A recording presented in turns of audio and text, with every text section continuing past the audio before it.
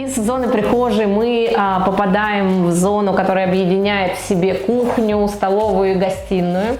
Для скандинавского стиля характерен белый цвет, поэтому все стены у нас белые, для того, чтобы в квартире было светло и чувствовалось много пространства. У нас совсем нет обоев, все стены покрашены краской. Кухня у нас из Икеи. Какой здесь метраж? В длину она ровно 4,20, поэтому очень удобно, 7 раз по 60. Вдоль рабочей зоны идет теплый пол, для того, чтобы ногам было тепло, когда что-то готовишь.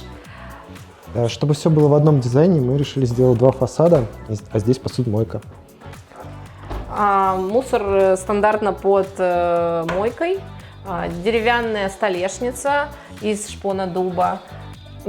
Фасады простые, ровные, тоже характерны для скандинавского стиля. В столешницу у нас встроена раковина, и то, что она белая, не мешает содержать ее в чистоте. Кстати, она от Бланка.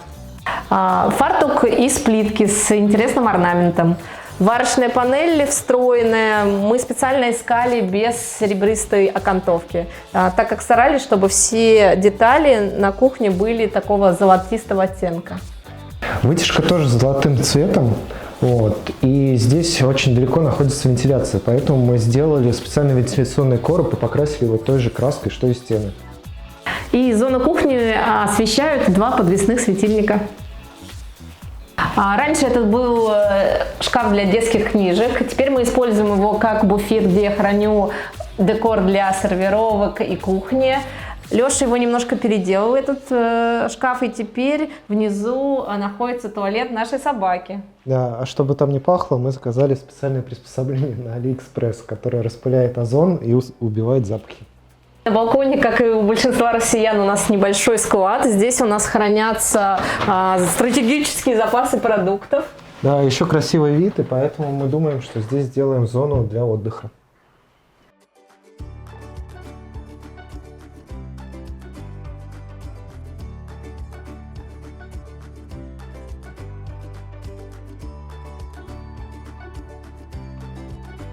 Мы переходим в зону гостиной. Здесь у нас стол, который гармонирует с столешницей. Он сделан на заказ. На 4 персоны нам хватает на нашу семью. По планировке застройщика здесь должна была быть стена. И у нас был выбор: сделать одну большую спальню, либо гостиную и маленькую спальню. Мы выбрали второй вариант и объединили все это в одно большое пространство. Еще мы очень хотели кирпичную стену. Хоть это не характерно для скандинавского стиля, сюда она очень хорошо вписалась. Кстати, кому интересно, в нашей квартире всегда такой порядок, и для нас это не сложно, потому что не очень много вещей. И какая гостиная без камина? Кстати, Леша его эскиз нарисовал сам. Да, по этому рисунку его сделали нам на заказ, и изначально там должен был быть биокамин.